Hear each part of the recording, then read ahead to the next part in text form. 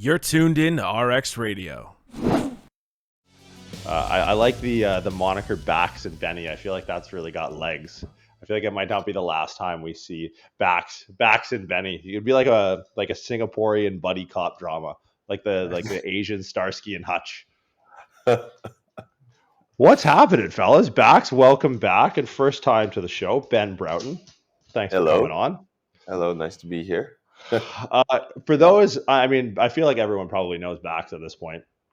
For those uninitiated, basically everyone outside of Asia, because I'm to understand everyone inside of Asia knows exactly who the fuck you are, including Hong Kong immigration. But we'll get to that in a little bit. Just give us like a brief background intro of why you're just so super famous in Asia. Not me. You, dog. me. You. No, not white bread. Yeah, not white bread. No, we know all about Bax. Oh, That's me. you, dog. Yes, you humble fucker. Nah, I've just lived here my whole life, man. I have a gym in Bangkok. I have a gym in Singapore. I've worked in can I mention the brand? I've worked in UP and met all the guys who are in Asia. I know the who's who from competing, and that's basically it. So yeah, because you've competed in men's because you're men's classic physique. Yeah, I'm classic physique. But I've done 34 shows now. So I've basically competed against everyone. So over here. How old are you, and how old were you when you started competing? I am 29, and I did my first show when I was 21. So I've done, so of course, that's with COVID in between. So I used to like to compete a lot, as you can tell if you do the math. So I got like a 2-year break for COVID. So that's basically in 5.5 years, I did 34 shows. That's insanity. That's probably the highest densities of shows that I've ever heard of a competitor. At least a competitor who's like highly touted. Like I'm sure there's dusters out there who just compete every weekend and are just memes at the end of every show. But like, how many different countries did you compete in that? Like of the 34, how many different countries? Because I know you've traveled around a fair bit, and you guys are headed to Taiwan in a few weeks for a show. Yeah. Hong Kong, Taiwan, Malaysia, Vietnam, Singapore, Macau, Thailand. Then I did Dubai. I did Spain. I did UK. I did Sweden. I did Lithuania. Sure. Yeah, of course. The old Lithuanian show, definitely. That was a fun show, man. Everything was so different there. The food there is so different. Everyone looks at you like you're crazy. The oldies there were from the war, right? So they're like, who the hell is this guy? Whoa, man. That's like 13, 14 plus countries? Yeah. I think that should be it. Have I done anything? Yeah. Okay. I want to dig in on something before we get to like the piece de resistance, which is you guys almost ending up with records with Interpol, because you said something interesting there. And so for those of you familiar with the podcast, you might know that my idol is not in fitness. It's actually Anthony Bourdain. So like one of the first places I traveled to for work in like fitness education, whatever the fuck we do for a living, was to Lebanon. And it was one of the earliest episodes of a show called Parts Unknown by Anthony Bourdain. And he kind of used food as like a conduit to talk about the way cultures are different and similar. Because you said like Lithuania, and it was so crazy different. And I'm looking at white bread next to you thinking, Bax would probably go to Lithuania and fit right the fuck in. And I remember being in Asia going like, what? I think the first Asian country I went to would have been, it may have actually been, it was Hong Kong. Hong Kong was the first one. And I was like, what an introduction to an Asian country and like a completely different culture. Bax, what was your first country that you landed in Asia outside of the UK once you finished school? Yeah, so we flew to Bangkok for our first month. And I remember we got in super late. And Bangkok is like interspersed with like nice parts and like Bangkok-esque parts. So we leave our Airbnb and we can turn right or left. So we turn right, and there's just like chickens running across the road and all of the classic like Asia stuff. Everyone's just staring at us walking down this road, and Mads is like, "What did we get ourselves into?" And then we go and sleep, and we turn left the next day, and it's like still people staring at us, but like it's like actual civilization instead of like just an alley that went down. So it was very interesting. No, from a fitness perspective, because like Ben, you put me onto something super interesting when we were talking about like seminars and education and business in Asia.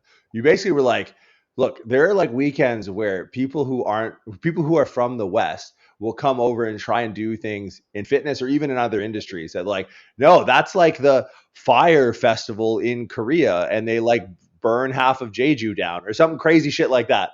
And if you don't know, like culturally, like the number of intersections that affect like the fitness industry, and maybe it's just like we have these in North America, but Bax and I are so like initiated to them. But like I guess like kind of what I want to highlight is not only like the differences in the fitness industry as it seeps out of the culture that the fitness industry comes from. So like the fitness industry in the West versus fitness industry in Asia, but like individual differences and even things, Ben, that you've been like, wait, hold on, what?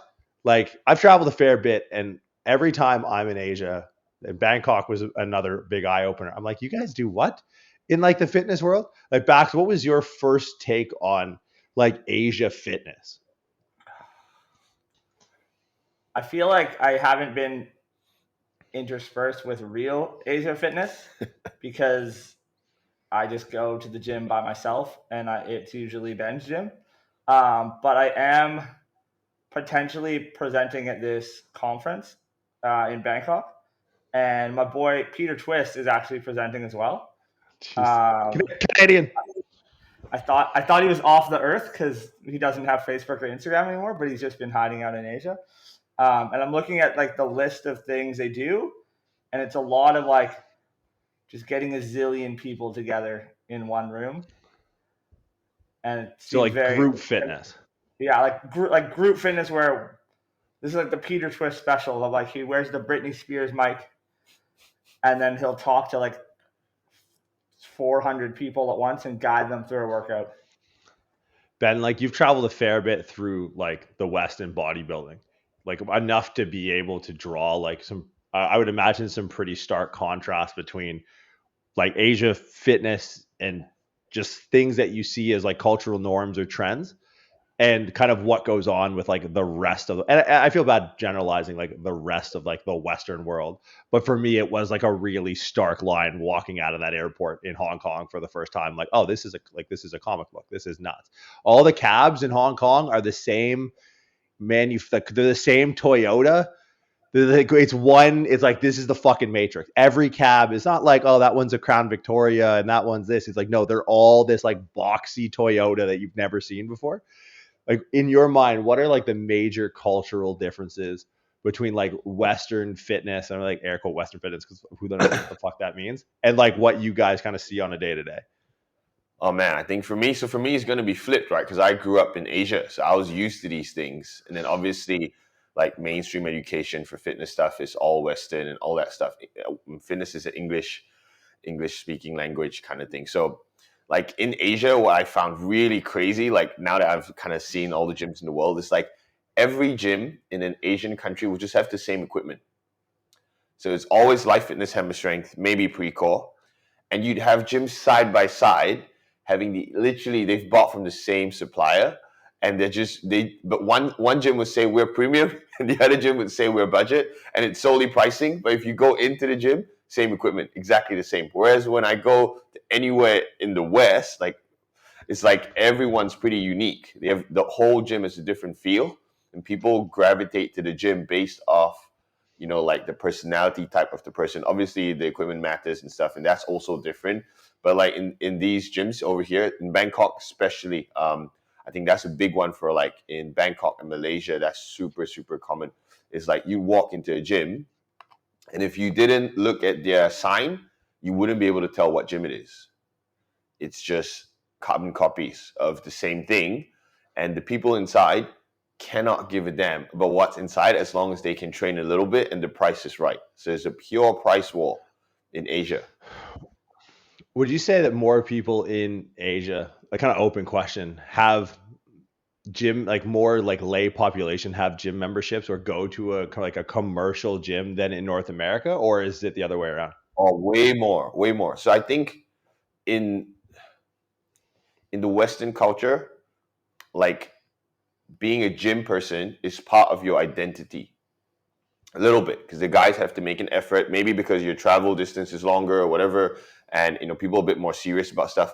Whereas if you look at the average guy, and that sounds really bad, the average guy in an Asian gym doesn't look like he goes to the gym. But that also means that there's loads of guys. If you stop people at a train station, like a crowded train station during lunch peak hour, and you ask them like raise your hand who goes to the gym regularly, you get more than 50%. The percentages here are crazy, which is why there's so many gyms here. But you unfortunately couldn't tell because they look like a normal person. Whereas when you go, at least from my experience, like when you go to a fitness event or whatever, and you look at the guys there, everyone kind of looks like they go to the gym. Like if you saw them on the street, you'll be like, yeah, maybe larger, smaller, whatever, but like everyone has muscle and they kind of have a certain, maybe they dress a certain way or whatever. They all look like they go to the gym. In Asia is not really the case. You obviously have your great guys, who compete and stuff, but the general population is large population that goes to the gym. They just kind of look the same. I don't know. Have you ever come across like a country that you've traveled around Asia, or even in general, maybe not even just outside of Asia, where like general fitness practices or like have you ever been to a place where like you kind of stop and be like, what the fuck are they doing? What are they doing here? Oh man, that happens so much now. I think funnily enough, the two countries like you definitely go like, what is Indonesia? Indonesia has that big time, and I'll share a story about that soon. And actually, Hong Kong. So both Indonesia and Hong Kong have a massive local, like almost all the guys that compete there are locals. There's very few expats that compete there, which is funny for Hong Kong more than anything. But there's a large local competing crowd, which means most of the guys who are the bigger people in the gym, the coaches and stuff are all local. This usually means that they have these very strong bro science, like dieting things. So even guys who just want to lose body weight or just want to gain muscle, you hear like in Indonesia, and this is almost the same. It's in Indonesia and in Hong Kong. If you want to lose body fat, you just take carbs out completely and you go straight to just chicken breast. And you hear stories of guys who are so driven who've been like, yeah, man, the last 6 months I haven't had a grain of rice. I just do chicken breast. And I'm like, do you have broccoli? And they're like, if I'm extra hungry, I'll have some vegetables. If not, it's literally just chicken breast. Bax, you And these are mentioned office like, blokes. These are hey, office blokes. These are not guys who compete, These are office blokes who are like, obviously the guy's a lot leaner now, but he literally just has chicken breast, breakfast, lunch, dinner. And he's like, this is the way. This is the way you're supposed to diet. Bax, like it's funny that you mentioned that Twist is out there. So those of you in Canada, those of you maybe like plugged into like the fitness world at large in North America would remember Twist and sort of its take on the world with like med balls was kind of like the major thing. Is that Bax? I don't want to bastardize it, but like, I guess I'll kind of make my point before I toss the rock. Is like you worked at a Twist facility, a decade ago. Is Hong Kong just like? Is it or is the Asian market just a decade behind, or is it like is it writing its own different history? I think like Twist is about like the functional fitness, if I can air quote that. Like Bosu at every squat rack use bands instead of cables, et cetera, et cetera. And I think it's just his model is more suited eventually for a bigger group that needs less equipment. But I think like functional fitness, if you will, of like I just use dumbbells and a Bosu is definitely like I think Asia is a little bit behind in that regard of like that's what fitness is in a lot of places that I've seen. It's like, oh yeah, we don't have this, we just have these things, which is wild because with Twist used to train like Morgan Riley, and like He's pretty good. big name NHL guys. somehow swindled a contract, not swindled, but probably swindled a contract with the Chinese Olympic team, with some big white guy. And he's like, oh yeah, we have the contract with the Chinese Olympic team. I was like, how does this work? If you're just a big white guy, you don't even speak Chinese. And now like these kids are flying in that are like prodigies and we have to train them. Like, I have no idea how the guy's either he's crazy and a genius at the same time. But like, do you see the train of time carrying cars and fitness trends behind it? Like, Twist was big. I remember being introduced to it at like Good Life Fitness. I remember group fitness being like, body pump and what was it? Les Mills, RPM, all that stuff. Like all came out of like New Zealand, I think, or Australia. And now it's kind of like, just almost, I don't want to pick on CrossFit, but like they're legacy pieces that are still around. They're kind of like artifacts of fitness trends. Do you feel like the Asian market will go through each one of the trends that we went through in North America? Or like, is the interconnectedness, like the fact that you're sitting next to Benny in Bangkok, wherever the fuck you guys are right now, like, do you feel like Hong Kong is going to, or the Asian market, Singapore, or wherever like the leading Asian markets are going to leapfrog a lot of the dumb shit that we did over here in North America? I think for the Gen Pop, probably not, because it's like the only people who really access, I would say, quality fitness information are the ones who like are in it super hard, but the guy who eats a bunch of chicken breast is like that's all he cares about. So it's not like they don't really get exposed to these things. It's like whatever the trend is, that's what they'll do. Because there's still like in fitness, Asian fitness education is still like there's not a ton around. It's very behind. Like I think it'll be almost a carbon copy with regards to, like you're right saying like it's just 10 years behind. I'd say the top 10% in Asia are global citizens, so they will have access to Prescript and they will have access to all these things, and they will leapfrog all these trends or I don't know, journeys we've had to go through to get to where we are. So they will keep up with the rest of the world and they will contribute in their own way. But the 90% here who is just like, for them, partaking in fitness is a plus already. If that's a plus, they just partake in whatever comes, and it's pure business. And if you look at those models, like the Les Mills stuff and all of that, that is so easy to sell to a crowd who is not turned off to Les Mills yet. If Les Mills is novel for this crowd, and I go, hey guys, we're gonna alternate, one like a machine thing and like some cardio thing. You have high energy levels, the music is decent, you come in with a group of friends and everything, they'll go like, I'll buy that. The barrier for entry is really low. And even though there's no science to show like I can progress within this, it's like, it ticks my box of getting the job done in fitness. It ticks my box of having fun. It ticks my box of repeatability. So I think all these guys, like all these trends would actually explode here. Like some of them are already doing really well. Like over here, like is spin a big thing for you guys? Spin classes, is that like a thing before?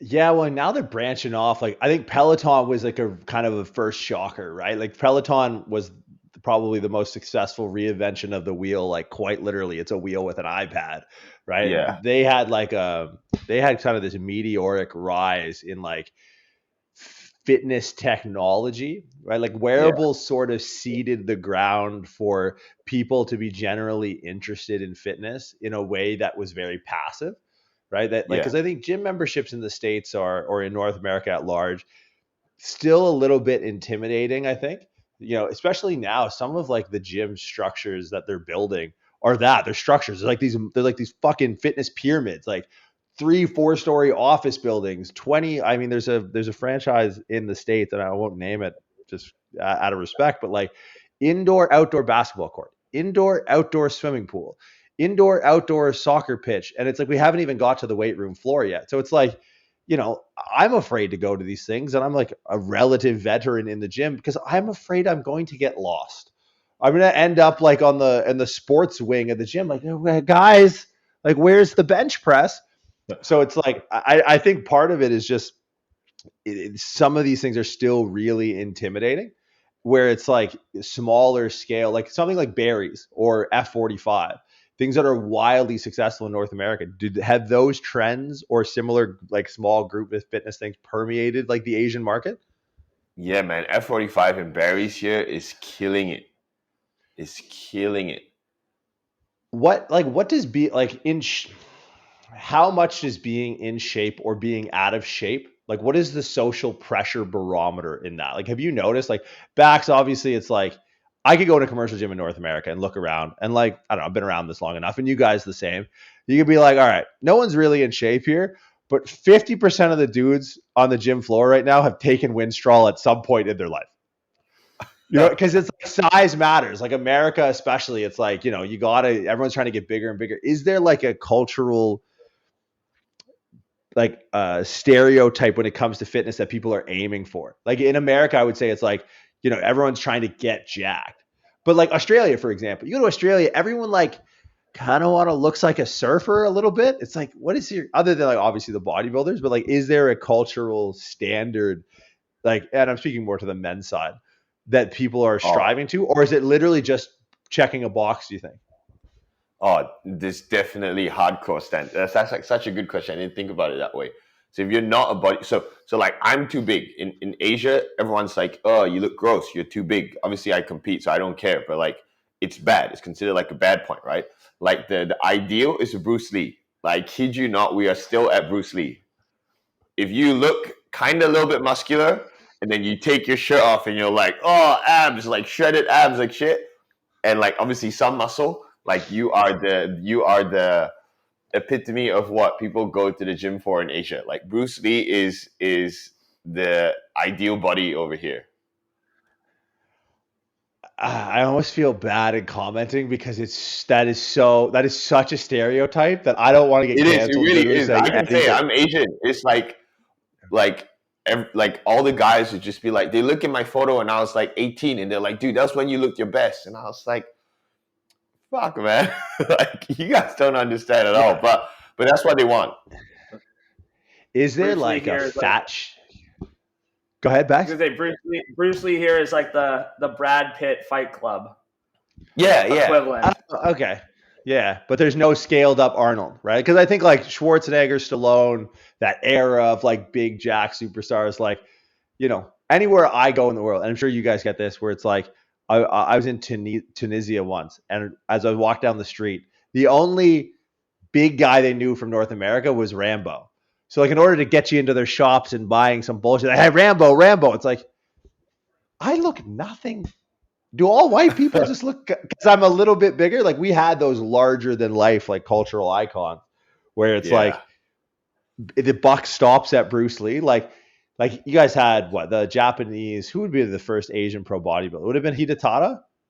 Yeah, but Hide is not, I mean, because he doesn't speak English. If you don't speak English and you don't get into mainstream media in Asia, which sounds funny, right? You need to still speak English to get into mainstream media in Asia.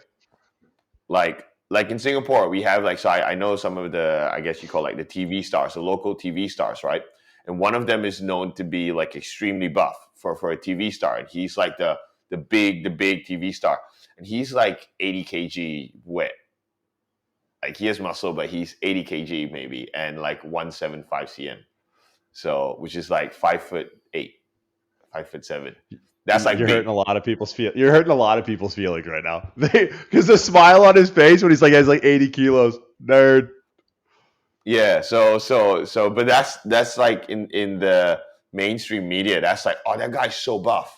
They're like, oh man, that actor is like so jacked, and he's muscular for 80. Don't get me wrong, but he's just 80. He's still not in the fitness world. He's a medium at best, medium-sized guy.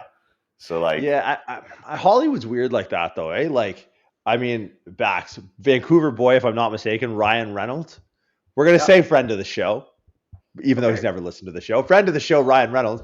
Like when he does Deadpool, I mean, how much do you think he weighs? I could text Dawn right now and get the stats, but like, I don't know, 175 pounds, maybe. Yeah. And it's like he kind of gets like I think the standard across Hollywood has definitely dropped over time, but like we do have like these legacy pieces that are like kind of sought, or even like John Cena, probably not culturally appropriate to bring that up in an Asian podcast because I think he got in trouble about something to do with Asia at one point. But like there are still people, and I think pro athletes might have something to do with it as well. Like what are the predominant pro sports in Asia as you wear a Spurs jersey? Oh man, sorry. Yeah, I just like like table tennis. Like table tennis is like badminton. Like I know it sounds really bad. Like oh man, let's see.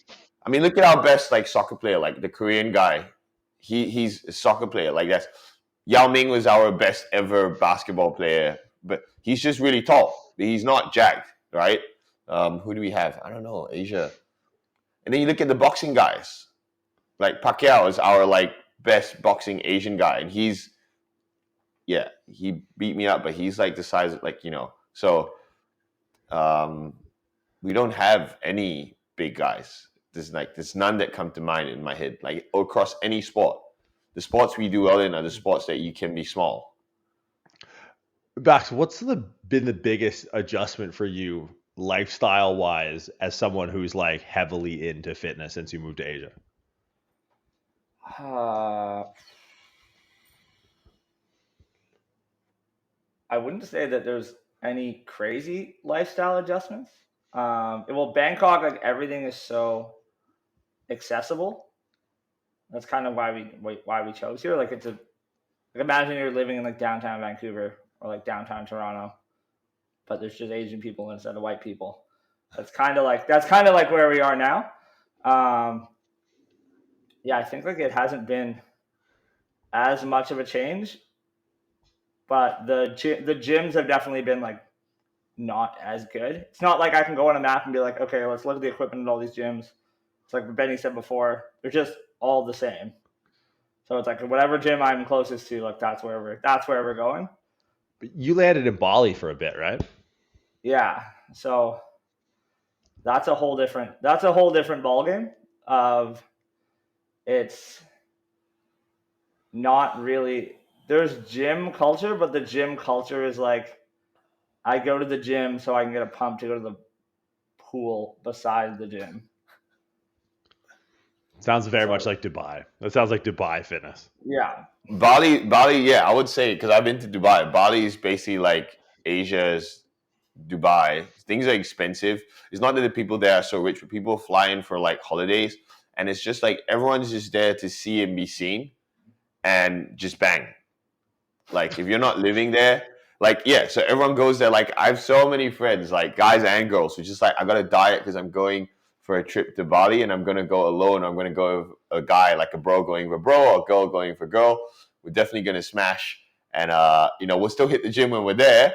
We're just looking at who's like the right candidate. I gotta be at my A game. That's like the whole Bali vibe. For anyone from Asia, it's a good tip for all of you. If you're single, and you're going to Bali, like if a girl is there with other girls, she's ready to smash, assuming she likes how you look. And if guys are there with other guys, they're looking to smash as well, as long as they're Asian. I know some white people go there for just an actual holiday because Bali's like a beach place and stuff like that. But otherwise, all the Asians that go there are looking to smash. I feel like we should get like a promo code kickback from like United Airlines flights, as everyone in North America right now is just like all 17 people that listen to the podcast are just like looking up flights to go to Bali. Now, because I think that's something different, because you guys were talking before we hit the record button about like when you guys get on a flight within like a 4-hour radius on a plane, or like maybe even, hold on. So what, Vancouver to Halifax is probably like a 5 to 6 hour flight. In a 6-hour flight radius around where you guys are right now, how many different countries can you get to? Everywhere. We go to the whole of Asia. Yeah. You go to Korea, you go to Japan, you go to Taiwan, you go Malaysia, you go Singapore, you go Hong Kong, you go what's Bali, Bali, yeah. Cambodia, Laos. Yeah, Sri Lanka, all of it. Literally everything. Everything's 6 hours away. That's insane. Bax, like, I mean, Bax can attest to this. Like, you can be on a plane for 6 hours in Canada and get off, and there's the same like, oh, they got a Staples and a Best Buy and in this plaza, it's the exact same. Like how much contrast are you getting from country to country? Because even like, you guys have gyms in Singapore, and you have gyms in Thailand. Like even those two, which in my eyes, in my experience, I've been to both, are, like Bax said, like you could be in downtown Vancouver, like Thailand, some of the electrical work, wires running on the street, probably is fire hazard, like maybe clean that shit up. But other than that, and like a couple crickets you can buy, it's like, yeah, okay. But like how much variety in experience are you going to get? Because you guys travel around like crazy. You guys travel around like, every other weekend you're attempting to get on planes at the very least. We're getting on so that we get sent back. We've not been to India. Bax and I have plans to go to India. That's gonna blow his mind. He's not gonna be ready for India. I tell you, I've been, and Where? I'm from Asia. Going in December. I went to India because of the show, the pro show, right? Right. And man, India is a different animal. This guy's gonna be so like knowing his quirks, because we've traveled together for a while now. He's gonna be so uncomfortable. He's gonna love certain parts, and he's gonna be like, "What the hell is going on?" and other things. Let's get it on. So, what are the things that Bax is just gonna be like? Fuck no, like hard no. So Bax hates anything that's not efficient. If it's less than 99% efficiency, this guy like he grinds his gears so much, right? And in India, is like certain things are so good, and certain things are like they've almost let the humans figure out how they gonna let it happen, and so it's not very efficient. So it's like the airport alone, it's like you come out of your flight and everything's super good.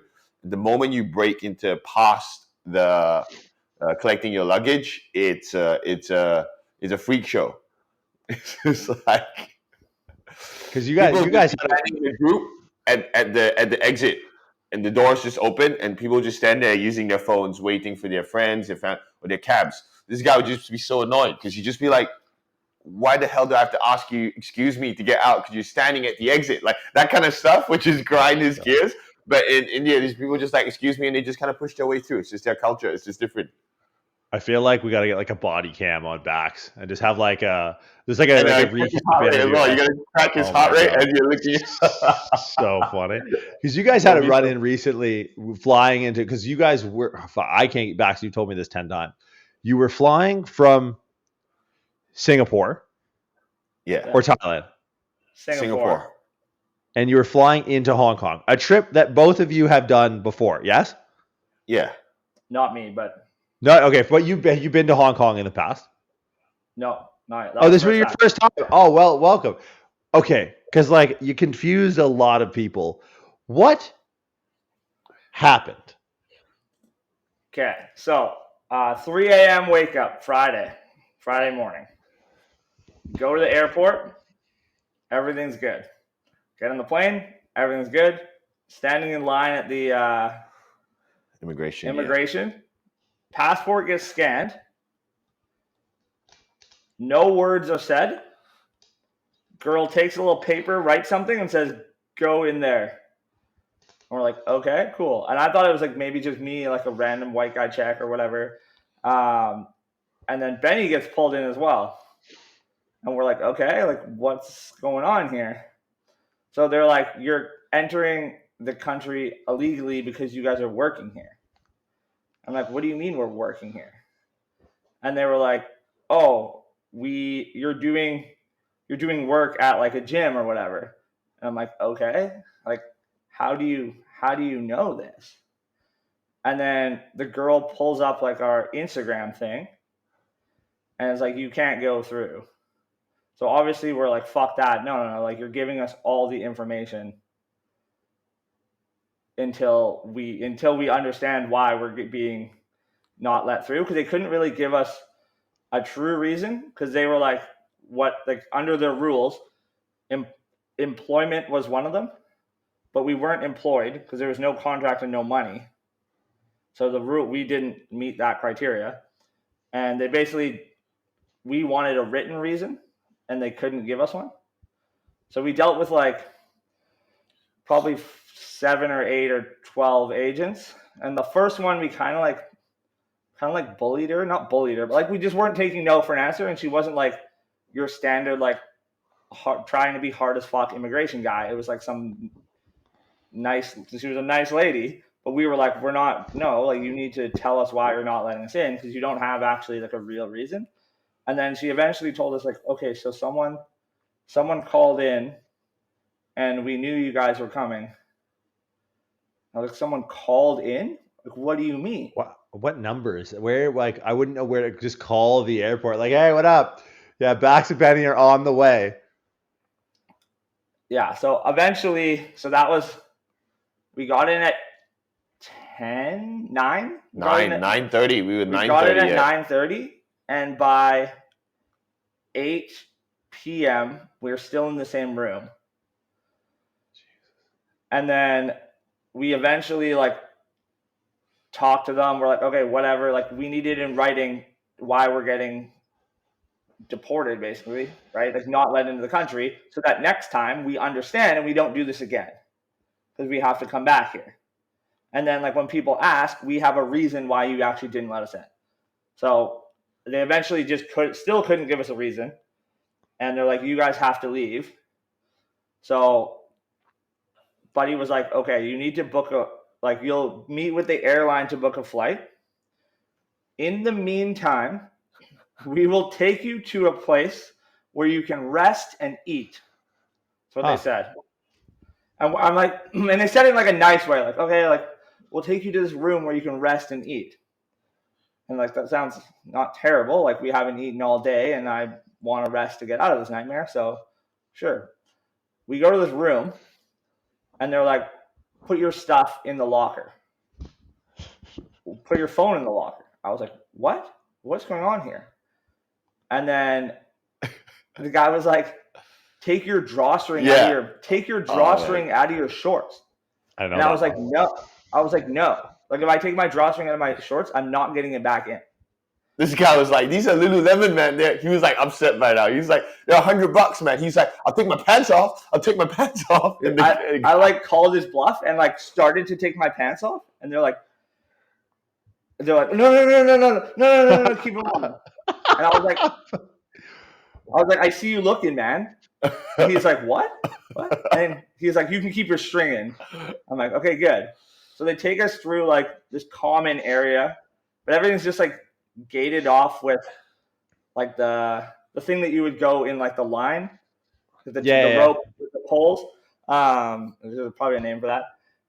And we go through like this seating area, and then we go down this hallway, and they're like, this is your room. I'm like, this isn't a room. It's a jail cell. So it had a bunk bed. The bed was a sheet of plywood, and then it had like maybe a 1-inch mattress on top, and then it had like the porthole window in the door. So they were like, that you can like walk around the common area, but like, this is where you sleep. We'll come check on you every half an hour. I was like, the airline is going to come, and then you can discuss like when you're leaving. I was like, okay, so we're in a jail. Sick. Yeah. Have you run into that before, Ben? No. Everyone just asked me, is that your first time in jail? I'm like, guys, no, that is my first time in whatever is considered a jail. But it's funny, man, with the officers, because like, to give you guys context of how this looked, these guys are small little Hong Kong guys, like hunky guys in like uniforms, like policeman uniforms, right, with batons in there. I was checking outside, they don't have guns. So it's just batons, but they're small, man. They're like 60 kg Asian men. So it's like 10 to 12 of them trying to get, and Bax and I were obviously aggravated because we were like, what the fuck is this? So we were hungry, we were tired, we were not allowed to do our stuff, and we were ready to present. We were going to meet up with friends. It's like everything was a shit show. And then they asked him, like, it's like he was really controlling. He was just like, put his bag in the locker, put his stuff in the locker. And then they were like, okay. And the guys, oh, wait, like, take your drawers. His face, man, I wish I had a video. Because I actually still have my phone because I was putting my stuff behind him. He was just like, what the fuck is going on? And he was so upset. And you could tell they were all pretty scared because they were like, I'm sure people had like gone off at them before. right?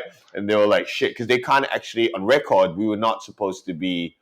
So long story short, like the whole thing is like someone knew someone and didn't want us to get into Hong Kong to teach.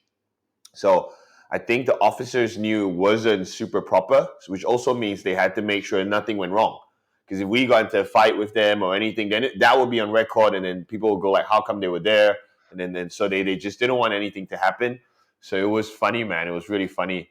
But no, I'd never been that was my first time in a I guess jail cell before. It was an actual jail. Like think about those movies with the submarine doors. So it's just like this. I know what jail cells look like. Yeah. Basically, that was how it looked. That's crazy. And like, at what point do you realize that you have a bit of leverage to be blunt? Like Baxter, you're like, yo, I'm gonna pull my dick out. Like I just think of walking through U.S. security, and I don't think I've looked a U.S. customs agent in the eye in like 10 years, because it's like, dude, if I look at this guy the wrong way, like I'm getting fucking in handcuffs. I'm out of here. Like, at what point in this process are you like, my frustrations are so that I feel confident in voicing some of my opinions loudly, and no ill will like befall me?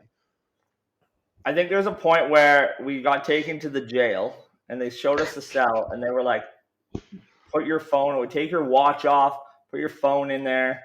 And I was like, well, it can't get any worse. And we kind of knew by then that like this is some shady shit. So it's like, if it's not going to be super on record, I don't think, because they couldn't even give us a form. The reason they gave us was you not being let into the country because of immigration reasons. Well, thanks very much. I would assume anyone who doesn't get let into a country is for immigration reasons. Yeah. But there's a list of reasons why they wouldn't let you in. And like, which one do we tick? What is the issue? And they couldn't tell us. They're like, it's complicated. It's case to case. I was like, yes, tell us about our case and tell us which one we didn't do, why you're not letting us in. And they just couldn't do that. So I hit a point where I was like, regardless, tonight or tomorrow, we're getting out of here. So like, I'm not going to take shit anymore. Like this is just the end of the road. So then you guys turn around the next day, back on a plane. So they said the travel agent will sort out your flight. Right. So we're like, okay, we'll just like, the travel agent comes. We were like laying down the cell. Travel agent comes. He's like, okay, where do you want to go? And we're like, okay, Bangkok or Singapore. And he's like, okay, book your flight. I'm like, what do you mean book my flight, man? You said you'd sort it out. So we look at the Bangkok flight, $1,000 each. Sick. So we settled on $500 each to go back to Singapore. But yeah, and then the Singapore flight wasn't until 11 a.m. the next day. So long sleep, which was nice. Yeah, that was the first time we've had a long sleep.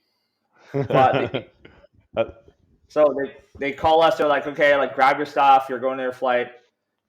They still have our passports. We're the last people to get on the plane. Because it was a last minute flight, we actually flew business class, which was sick. But we had to pay for it. Oh, big win. So they escort us to the gate, and Ben's like, "Can I get a drink?" I was like, "Can I get a drink or buy food, man?" I said, "I'm starving." I said, "Look at me, man. I'm meant to eat way more than that." And they're like, "No, you're under our like I don't know whatever I don't know what the word they used was. You're basically under their custody, and we're not allowed to interact with the public." So we get to the plane. We get onto our seat. They're like, I'm like, okay, cool. Like, can we have our passport? They're like, no, we keep it until we get there. And we got escorted. We were the last people to get off the plane. And we got escorted to like Singapore customs immigration. And the first thing, it was so funny. Thing the guy says, he goes, "Why were you guys rejected from Hong Kong?" And we're like, "Immigration reasons." He's like, "Oh, okay." Yeah. Oh, like shit. It happens all the time. Yeah, and then he laughed. And they were really nice to us. They were like super nice to us after that. Oh, so they knew you got fucking dogged then. Yeah. They what the only evidence they gave us was I had like a piece of paper with some scribbles on it, and Ben had like a ripped off piece of cardboard box. Yeah, That and he said, hadn't- call this number if Yeah. you wanna ask for details. I'm like, and you give me this, and it's literally torn off thing. Like, this is from their immigration, like government immigration people. I'm like, bullshit, man. Have you ever called the number? No, we can't be fucked. We're not even sure if we want to go back. It was supposed to be there. There's a show today. I have some clients competing, and like we have some friends. I was going to introduce them to Bax because it's in the region.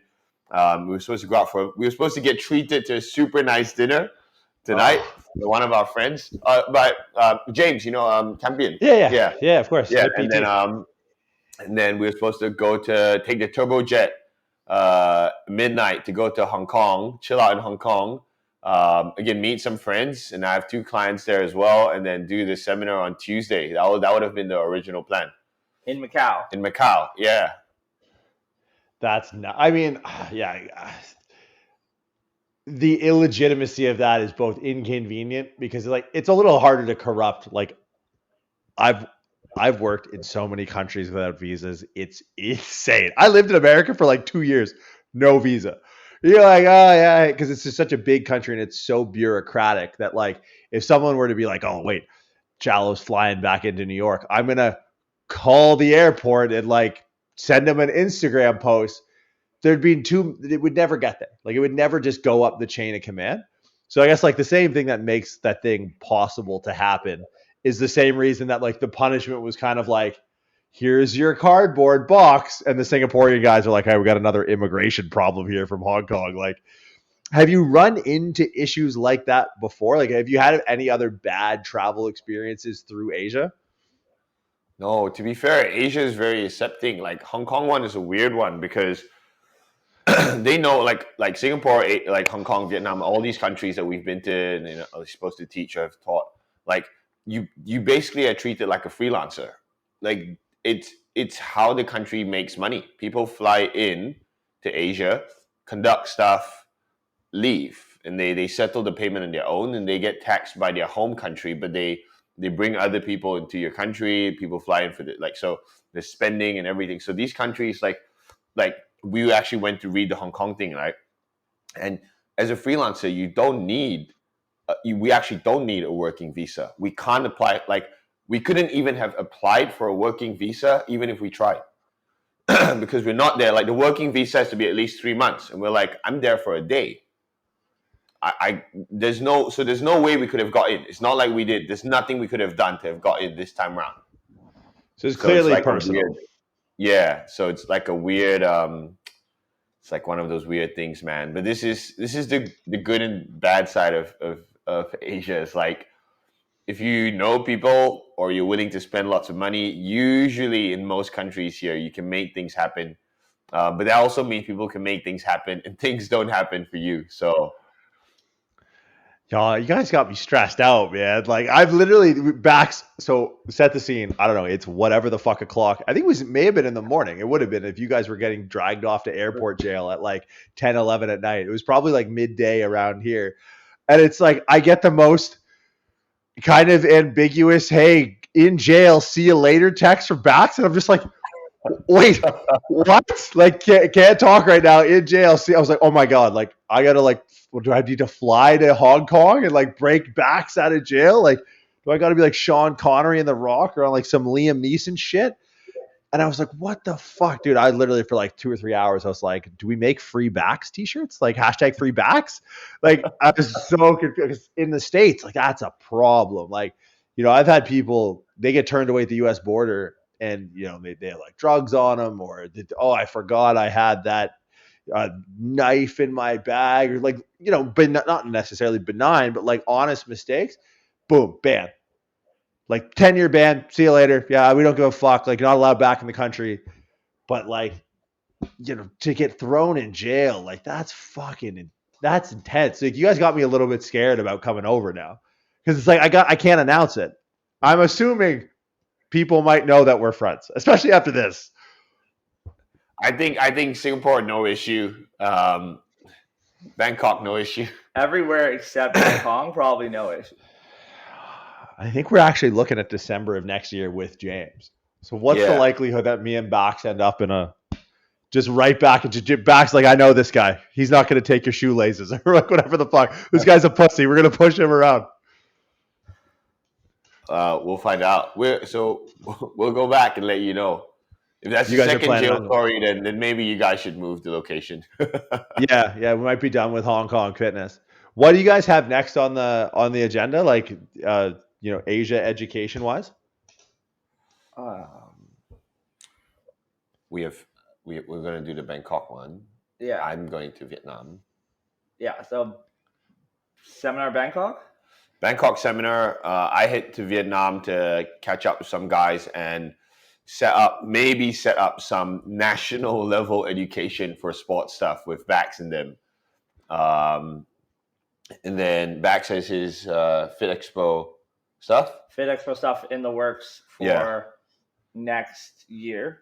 And then we have that camp in December, so that's the big one. That's why we kind of yeah. So that'll be the big one in Thailand. We're having the pro camp, and then I think that's it for the year because I compete as well. So and he actually has to spend some time with his fiance. Right.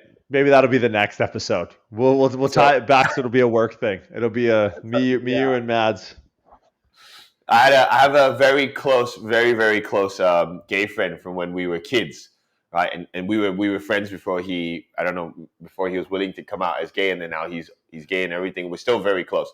My closest gay. And the day he asked me, he's like, "Is anything going on with you and Bax?" And I was like, "What the fuck?" He's like, "I don't know, man." He's like, "You guys are so close," and like he stays at the house, and it's just the two of you. And I was like, "What the fuck? Is that the impression I'm giving you guys now?" I was People like, "What?" don't understand. People don't understand. Might get jealous. They don't understand meathead bonds, bro. They just don't get No, it. they don't. Like I don't. feel like I've FaceTimed you guys at least once a week in the last like couple of weeks, and I think no ways about it. Like Nicole will walk by and look at my phone, and it's literally like Benny and Bax having a sweat at like 10 p.m. at night, and like no shirts on. Ben's hitting a back double bicep in the kitchen. I was like, "Yep, this all checks out. Nothing to see here. It's completely normal." And then, like someone's walking by looking at my phone, like, "God, in public, dude. Like you live next to a child's playground. You can't be looking at that stuff in public." I was like, this is these are bros. Like, what are we doing here?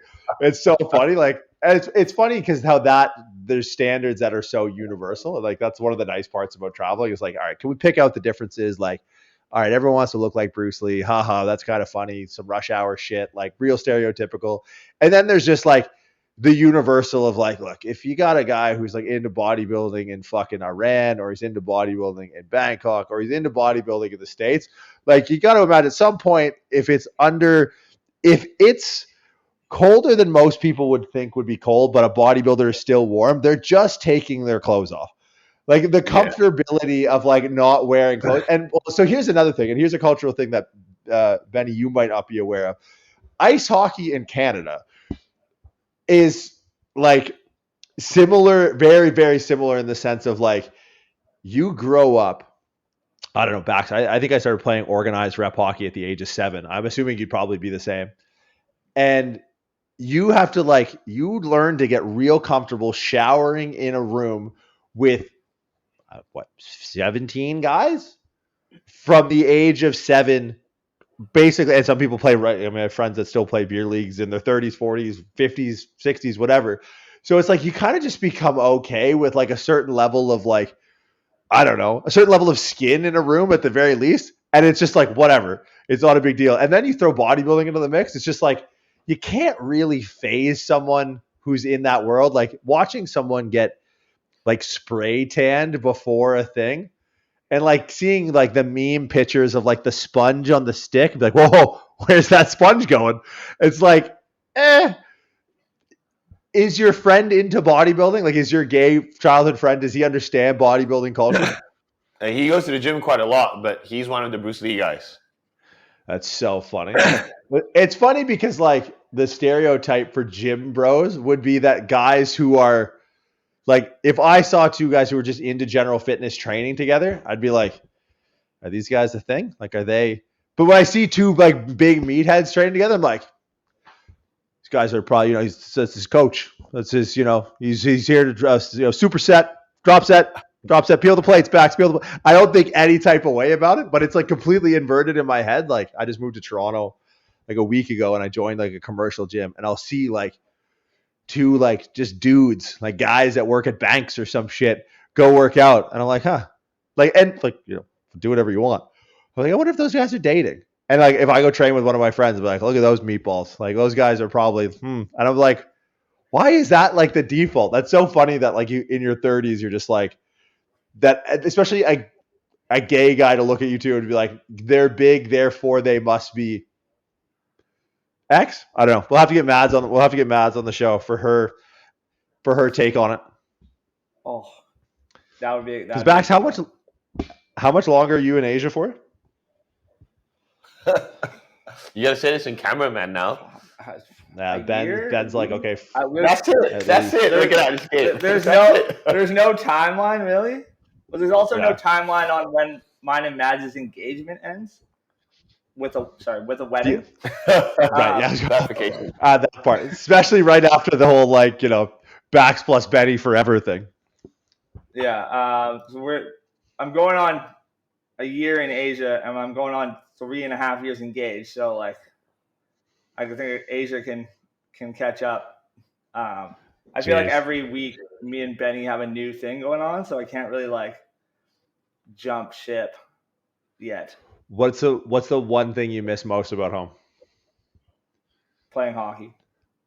What's the one thing you miss most? And not sweating all the time.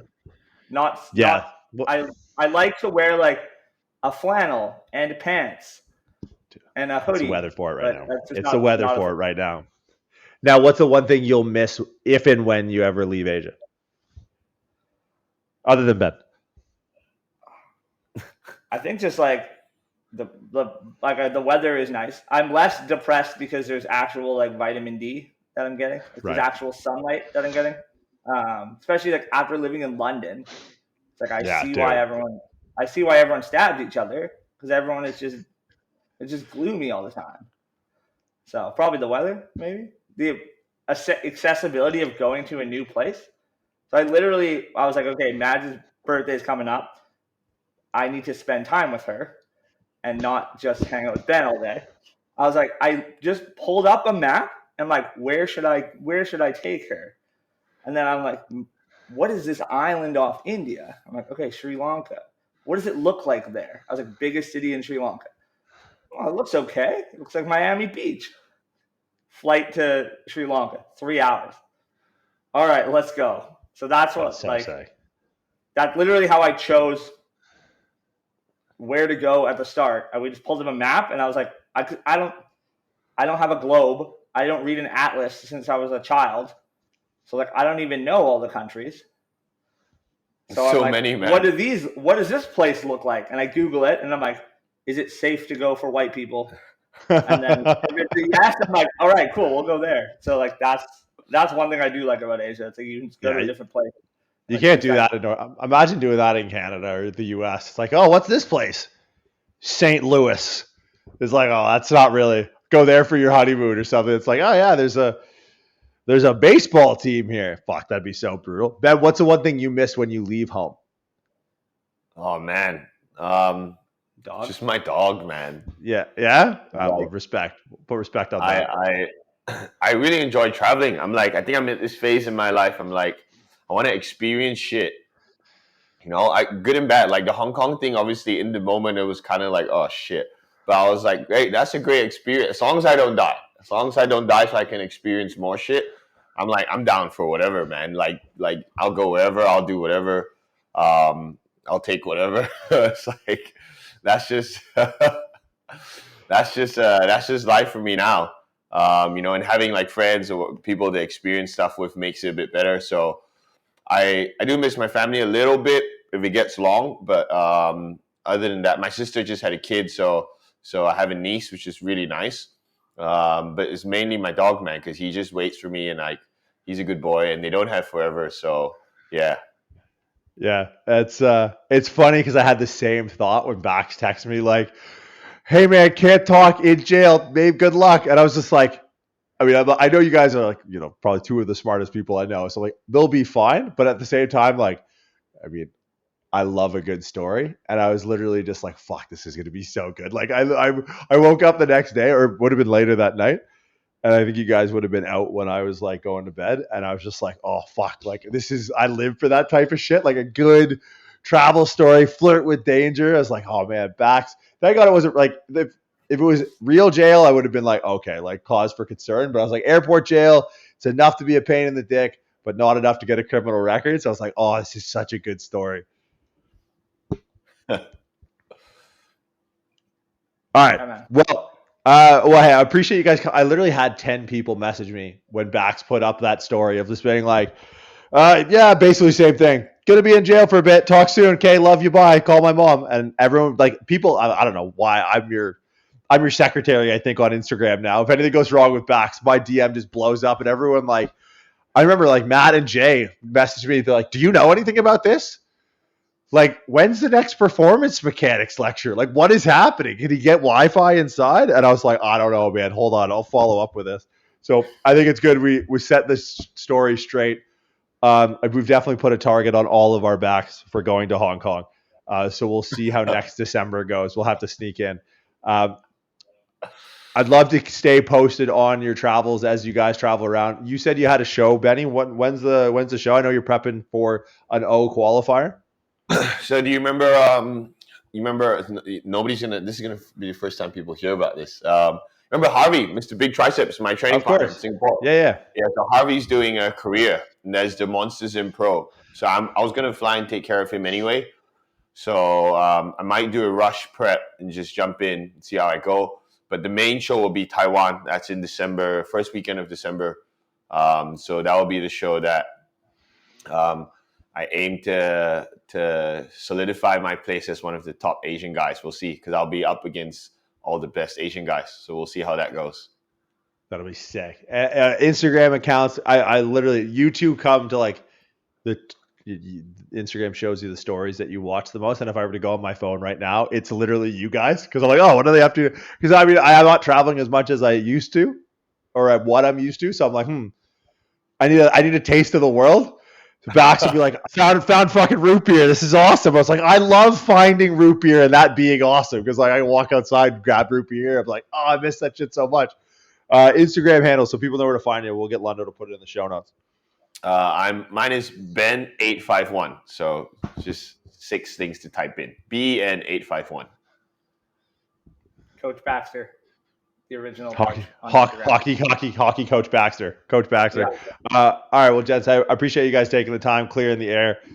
We don't have to make free back shirts, although I think there's a bit of that rings a bell, or that has a ring to it rather. So I think we still might do that. We might just get like if anyone wants to make a meme of Bax and Ben in a Hong Kong airport jail with little tiny Bruce Lee guards and Baxter wearing Lululemon shorts. Funny. Slide that in my DM, and that will literally. I'm gonna have Jay Marshall make that the slide for the title of this episode. Thank you. That'll be good. All right, gents. Good to see you both. We'll see you guys in the next episode. All right, we'll cut it there. Thanks, man. See you. Bye-bye.